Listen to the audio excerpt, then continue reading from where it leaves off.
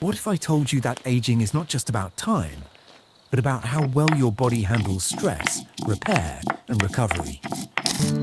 Today, most people think getting older is something that simply happens, but cultures around the world have long used certain plants to support energy, resilience, and long-term vitality. These were not miracle cures. They were steady tools believed to help the body manage stress, support cellular protection, and stay balanced over time. Modern research now suggests some of these overlooked plants may support healthy aging, circulation, recovery, and how the body responds to oxidative stress.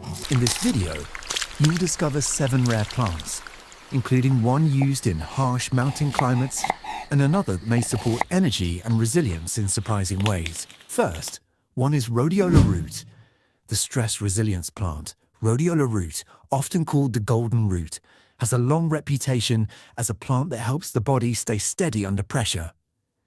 It's known as an adaptogen, which simply means it may support how your body responds to stress, both physical and mental.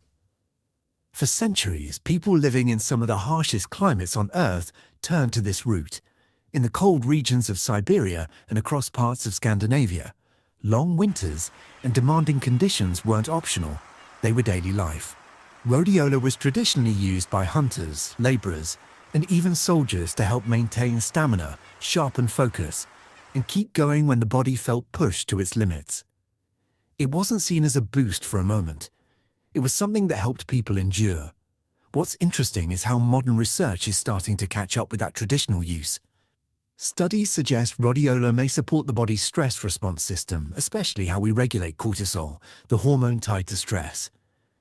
When cortisol stays elevated for too long, it can wear down energy, affect sleep, and speed up the kind of internal strain we associate with aging. Rhodiola may help bring that response back into balance. There's also growing interest in how it may support mitochondrial function. Mitochondria are often described as the energy centers inside your cells. When they're working well, you feel more stable, more energized, and better able to recover. When they're under strain, everything feels heavier. Research indicates rhodiola may help support these systems, which connects directly to how we experience long-term vitality. If we look a little closer at what's inside this root, you'll find compounds like rosavins and salidroside. These are natural plant chemicals that researchers believe play a role in how rhodiola interacts with stress pathways in the body. You don't need to memorize the names, but it helps to understand that this isn't random. There's a structure behind why this plant has been valued for so long. In terms of using it, one of the simplest and most common approaches today is a standardized extract. It's typically taken in small amounts, often earlier in the day. Because it can feel gently energizing, taking it too late might interfere with sleep for some people. As with anything new, it's smart to start low and pay attention to how your body responds. And if you're on medication or have specific health concerns, it's always a good idea to check in with your provider first. So why did something this useful fade into the background? Part of it comes down to visibility. Plants like ginseng and ashwagandha became more widely marketed and easier to recognize. Rhodiola, on the other hand, stayed more regional, more tied to specific climates and traditions.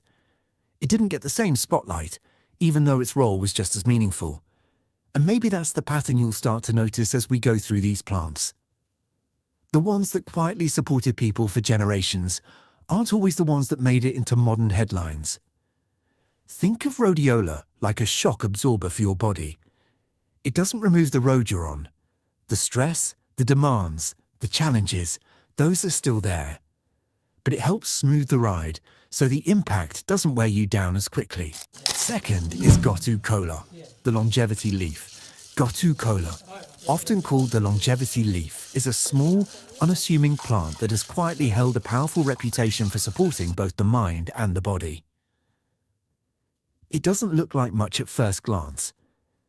Just soft green leaves, low to the ground. But for generations, it's been associated with clarity, resilience, and long life. In traditional Ayurvedic practices, Gotu kola was used as a daily tonic for mental sharpness and steady energy. In parts of Asia, there's even a story about a man who lived well over 100 years, and people believed his regular use of this plant played a role. In traditional Chinese systems, it was often linked with longevity and used to support calm focus and overall vitality. It wasn't treated as a quick fix. It was something people returned to day after day as part of a long-term rhythm. Now, when we bring that into a modern lens, things start to connect in an interesting way. Studies suggest gotu kola may support circulation, especially in smaller blood vessels. That matters more than most people realize. Good circulation helps deliver nutrients where they're needed and supports how the body maintains healthy tissue over time. Research also indicates it may support collagen production, which plays a key role in skin structure, elasticity, and repair. So when people talk about aging, especially visible aging, they often focus on the surface. But what's happening underneath, things like circulation and collagen, shapes what we see on the outside. Gotu kola seems to work more from that deeper level, supporting the systems that keep everything functioning smoothly. If we look at what gives this plant its potential, it contains natural compounds called triterpenoids. These compounds are believed to support skin structure and connective tissue. In simple terms, they may help the body maintain strength and flexibility in areas that tend to weaken over time. Again, not instantly and not dramatically overnight, but steadily. Using gotu kola is fairly simple. One of the most traditional methods is as a tea made from dried leaves. It has a mild, slightly earthy taste. Some people prefer it as an extract for convenience. Either way, consistency matters more than quantity. Because it's a potent plant, moderation is important. More isn't always better, and as always, if you're pregnant, nursing, or taking medications, it's wise to check with your provider before adding it in. So why did a plant with such a long history slip out of the spotlight? Part of the reason is surprisingly simple. It never got branded. It didn't become the next trendy superfood or get packaged into flashy marketing campaigns. While other greens like kale and spinach took center stage, gotu kola stayed in the background, mostly known within traditional systems and smaller communities. But that doesn't take away from its value. In fact, it often means the opposite. Because plants like this weren't designed to impress. They were designed to support. Think of gotu kola as something working beneath the surface. It's not loud. It doesn't demand attention. But over time, it helps build strength where it matters most. It works quietly, like roots strengthening the soil beneath the surface. Third is Schisandra berry. The 5-flavor protector, Schisandra berry is often called the 5-flavor fruit, and that name alone tells you something unusual is going on. It carries sweet, sour, salty, bitter, and pungent notes all at once. In traditional thinking, the balance of flavors reflects something deeper, a plant that doesn't just target one system, but may support multiple areas of the body at the same time. For centuries, this berry has been used in traditional Chinese practices as a tonic for vitality and endurance. Travelers, workers, and herbalists valued it for its ability to help sustain energy and maintain resilience during long periods of effort. It was also traditionally used for skin health, not from a surface-level approach, but by supporting the body internally. The idea was simple. When the inside is balanced, the outside reflects it. Now, when we look at what modern research is uncovering, we start to see how those traditional uses might connect. Studies suggest Schisandra contains compounds called lignans, which may support liver function. The liver plays a central role in how the body processes and clears out unwanted substances. When it's working efficiently, it supports overall balance, including energy levels and skin clarity. Research also indicates these lignans may have antioxidant properties. That matters because oxidative stress is one of the key factors linked to how the body ages over time. It's the wear and tear that builds up at a cellular level. By supporting the body's ability to handle that stress, Schisandra may play a role in protecting long-term function. If we break it down in simple terms, this berry doesn't push the body in one direction. It helps it stay centered. That's a different approach compared to many modern solutions that focus on one outcome at a time. Inside Schisandra, those lignans, along with other natural compounds, are believed to help stabilize how the body responds to internal and external stresses. You don't need to think of it as something dramatic. It's more like a steadying force, helping systems communicate and function more smoothly together. When it comes to using Schisandra, the most common forms are dried berries or extracts. The dried berries can be steeped into a tea, though the taste can be intense and unfamiliar at first. That strong flavor is often a sign of its concentration. Extracts offer a more convenient option for those who don't enjoy the taste. Either way, it's typically used in small, consistent amounts rather than large doses. Because it's potent, it's worth paying attention to how your body responds. And if you're pregnant, nursing, or taking medications, it's always a smart move to check in with your provider before adding something new. So why hasn't Schisandra become a household name? A big part of it comes down to that same 5-flavor identity. It's not an easy sell. Most people are used to simple tastes, sweet, or maybe slightly bitter. Schisandra challenges that. It doesn't fit neatly into what people expect, and because of that, it never gained the same mainstream traction as more familiar ingredients.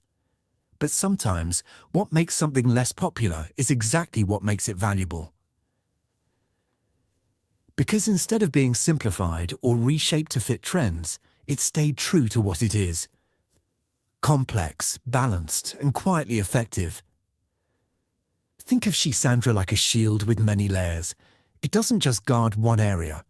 It surrounds, supports, and protects from multiple angles, working quietly from all sides. Fourth is He Shao Wu. The traditional rejuvenation root, He Shao Wu, often called the restoration root, has long been associated with vitality, strength, and the idea of aging with resilience. In traditional herbal systems, it wasn't just seen as a plant for appearance, but as something that may support deeper reserves in the body, including energy, recovery, and long-term balance. There's an old story often told about this root. It speaks of a man who was weak and aging quickly, who later regained strength, darkened hair, and renewed energy after regularly using He Shao Wu. Whether the story is literal or symbolic, it reflects how strongly this plant became linked with longevity and restoration in traditional Chinese practices. It was often used over long periods, not for quick results, but as part of a steady routine to support the body as it aged. Now, when we look at this through a modern lens, some of those traditional beliefs start to align with emerging research. Studies suggest He Shao Wu contains antioxidant compounds that may help the body manage oxidative stress. As we've talked about earlier, oxidative stress is one of the key factors that influences how the body ages at a cellular level. When that stress builds up, it can affect everything from energy to skin to overall function. There's also early research exploring how this root may support certain cellular markers related to aging and repair. While this area is still being studied, it points towards something important. This plant may not work on the surface. It may work deeper, supporting how the body maintains itself over time. If we break it down simply, He Shao Wu is often valued for how it may help the body preserve what it already has. Instead of forcing change, it supports retention, stability, and gradual renewal. Inside the root, there are natural compounds like stilbenes and phospholipids. These compounds are believed to play a role in antioxidant activity and cellular support.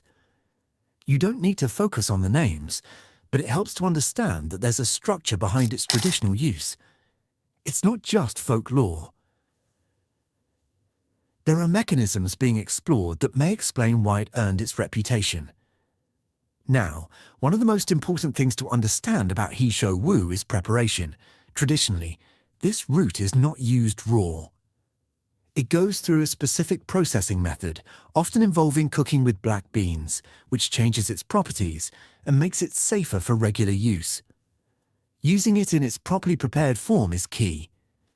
This is not a plant where shortcuts work well. Today, it's commonly found as a processed extract or in prepared herbal formulas. If someone chooses to explore it, it's important to look for properly sourced and prepared versions. And as always, if you're taking medications or have existing health concerns, it's wise to check in with your provider before adding it. So why did something with such a strong traditional reputation fade from wider use? Part of the reason comes down to inconsistency. As herbal practices spread outside their original context, preparation methods weren't always followed correctly. That led to confusion and concern around its use. Without clear standardization, many people simply moved on to easier, more familiar options. And in a world that often looks for fast results, a plant that works slowly and requires proper preparation doesn't always fit the pace people expect. But that doesn't mean it lost its value. In many ways, it just means it requires a different kind of mindset: patience, consistency, respect for how it's meant to be used. Think of He Shall Wu like a slow-burning fire. It's not a quick spark or a sudden flame. It builds gradually, steady and deep, creating warmth that lasts over time. Before we move on, take a quiet second and think about what we've covered so far. Not just the plants themselves, but the pattern behind them. The idea that real, lasting support doesn't come from something loud or instant. It comes from small, steady inputs that help your body stay balanced over time. If this way of looking at health makes sense to you, if you appreciate content that blends traditional wisdom with what research is starting to uncover, go ahead and like this video. It helps more people find information that's calm, practical, and grounded. And if you want more of this kind of approach, where we focus on self-reliance, natural support, and understanding how things actually work, consider subscribing. There's a lot more to explore, and we're just getting into some of the most interesting ones next. Fifth one is sea buckthorn. The skin and cell support berry, sea buckthorn, sometimes called the holy fruit of the Himalayas, is a bright orange berry that stands out immediately. Its color alone hints at its richness. This is a plant known for being packed with nutrients that may support both skin health and the deeper systems tied to cellular repair. For generations, people in Central Asia and parts of Eastern Europe relied on sea buckthorn as a source of strength and recovery. It was traditionally used by communities living in rugged environments, where the body needed consistent support to handle cold, wind, and physical strain. In some regions, even ancient warriors were said to value it for maintaining endurance and helping the body recover after long journeys or demanding conditions. What makes this berry especially interesting today is how its traditional use lines up with modern research. Studies suggest sea buckthorn is rich in antioxidants, which may help the body handle oxidative stress, one of the key drivers behind how we experience aging over time. It's also one of the few plant sources that naturally contains a range of omega fatty acids, including omega-7, which has been linked to skin hydration and elasticity. When your skin maintains its ability to stay hydrated and flexible, it tends to reflect that outwardly. But again, this isn't just about appearance. These same properties connect to how the body supports cell membranes and tissue repair internally. Research indicates that the nutrients in sea buckthorn may play a role in maintaining that balance. If we look a little closer at what's inside this berry, you'll find compounds like carotenoids, vitamin C, vitamin E, and those unique fatty acids. In simple terms, these work together to support protection and nourishment at a cellular level. Instead of targeting one single pathway, it offers a combination of support that fits into the bigger picture of how the body maintains itself. Using sea buckthorn is fairly straightforward. One of the most common ways is through its oil, which can be taken in small amounts or used externally on the skin. It's also available as a juice though the taste is strong, tangy, and not something everyone enjoys right away. That intensity often reflects its concentration. As with anything potent, starting with small amounts and staying consistent tends to work best. And if you're pregnant, nursing, or taking medications, it's always a good idea to check with your provider before adding something new. So why hasn't sea buckthorn been more widely known? A big part of it comes down to geography. For a long time, it was mostly limited to specific regions where it naturally grows. It didn't spread globally in the same way as more common fruits or herbs. Without widespread cultivation or marketing, it simply stayed local, even though its value was well understood in those areas. Only recently has it started gaining more attention as people look beyond the usual options and begin rediscovering plants with deeper histories. And that's often how it goes. The plants that quietly supported people in demanding environments don't always become trends.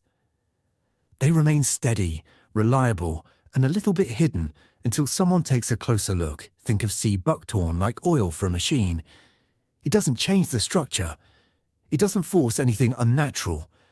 But it helps everything move more smoothly, reducing wear and keeping the system running the way it's meant to. Sixth is astragalus root, the immune longevity tonic.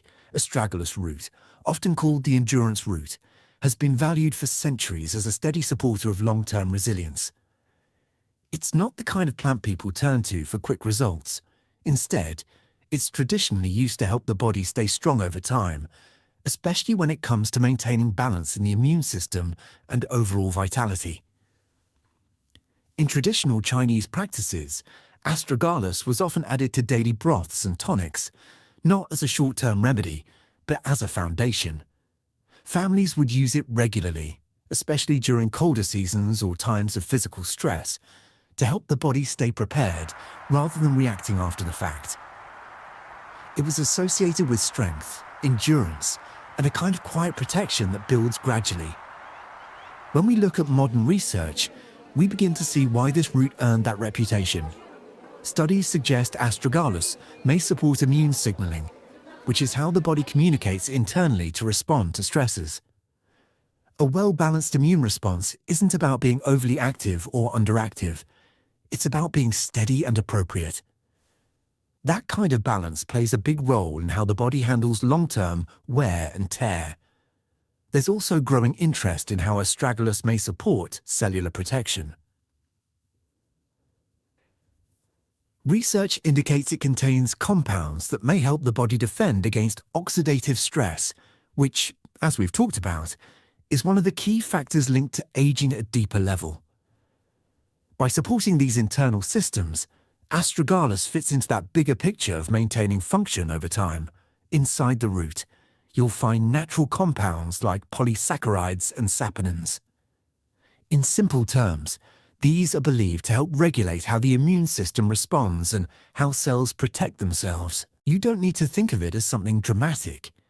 It's more about steady communication and support, helping the body do what it's already designed to do, just a little more efficiently. Using astragalus is simple, but it does require a bit of patience. One of the most traditional ways is to simmer the dried root slices in water or broth. This slow cooking process helps extract its properties gently. It's not something you rush. You let it steep, sometimes for hours, and then use that broth as part of your meals. It has a mild, slightly sweet taste that blends easily with other ingredients. You'll also find it in teas and extracts for convenience, but the principle stays the same. Small amounts, used consistently over time. And as always, if you're pregnant, nursing, or taking medications, it's a good idea to check with your provider before adding it into your routine. So why did astragalus fall out of the mainstream conversation? The answer is pretty simple. It doesn't fit into the fast-paced mindset most people have today. We're used to things that promise quick, noticeable changes. Astragalus doesn't work like that. It builds slowly. Its value shows up over time, not overnight. And because of that, it often gets overlooked in favor of more immediate options. But that slow approach is exactly where its strength lies. Because real resilience isn't built in a day. It's built through consistent support, repeated over weeks, months, and years. Think of astragalus like building a wall, brick by brick. Each small piece adds to the structure. You may not notice the change right away, but over time, you end up with something strong, stable, and able to stand against whatever comes its way. And the last is amaranth greens. The forgotten nutrient powerhouse, amaranth greens, sometimes called the everlasting greens, are one of those plants that don't demand attention, but quietly deliver deep nourishment. They're leafy, simple, and easy to overlook, yet they're packed with minerals and natural compounds that may support overall vitality in a steady, reliable way. Long before modern grocery stores and labeled superfoods, ancient civilizations relied on amaranth as both a grain and a green. In parts of Central and South America, it was considered a staple for strength and endurance. It showed up in daily meals, not as something special, but as something essential. People didn't separate it into categories like we do today. It was simply part of how they stayed nourished and capable. What's interesting is how that traditional use lines up with what we now understand about nutrition.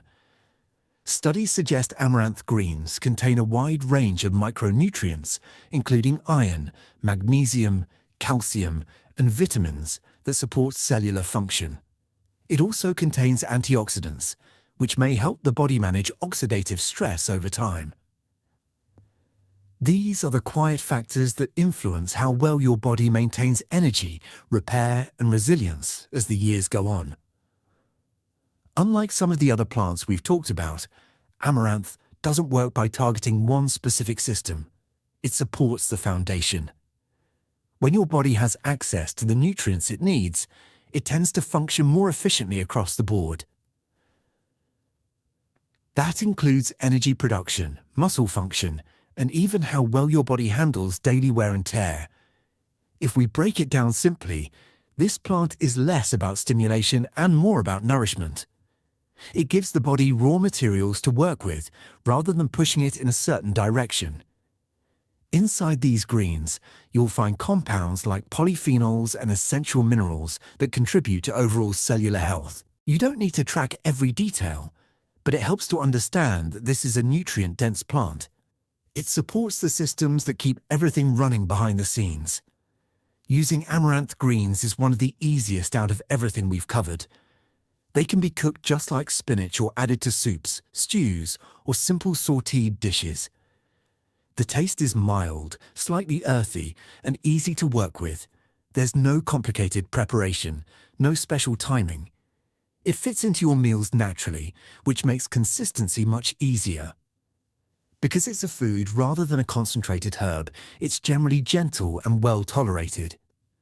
Still, as with any dietary change, it's smart to introduce it gradually and see how your body responds, especially if you have specific sensitivities. So why did something this useful fall off the radar? In many ways, it was replaced by convenience and marketing.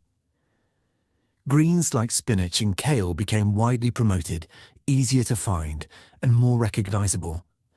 Amaranth, despite its long history, didn't get the same attention. It stayed in the background, even though its nutritional value never changed. And that's often how it goes with foundational foods. They don't get headlines because they're not dramatic. They're steady, reliable, and quietly effective. But when you look at long-term vitality, those are exactly the qualities that matter most. Think of amaranth greens as a quiet staple, not something flashy or attention-grabbing, but something that supports everything else, like a foundation you don't notice, but can't live without. Aging well is not about finding one perfect plant. It is about consistent support through small, steady habits that help your body stay balanced, nourished, and resilient over time.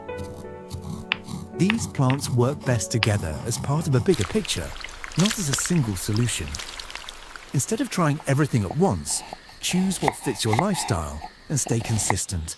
If you found this helpful, like the video, subscribe for more grounded health content. and share it with someone looking for a simpler path to long-term vitality. I'll see you in the next one. Before you start adding any of these into your routine, it's worth keeping a few simple things in mind. All of the plants we talked about here have been traditionally used to support general wellness and long-term vitality.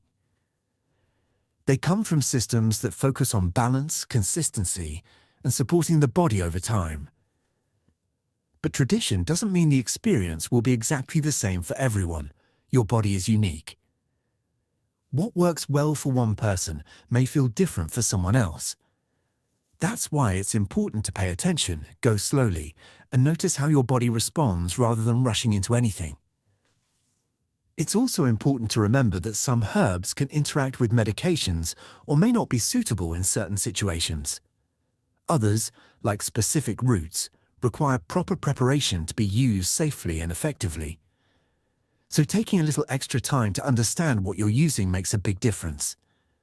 If you're pregnant, nursing, or currently taking medications, it's a good idea to check with your healthcare provider before trying something new, just to be on the safe side. The goal here isn't to overcomplicate things. It's simply to approach these plants with awareness and respect. Use good judgment, stay informed, and choose what feels right for your situation.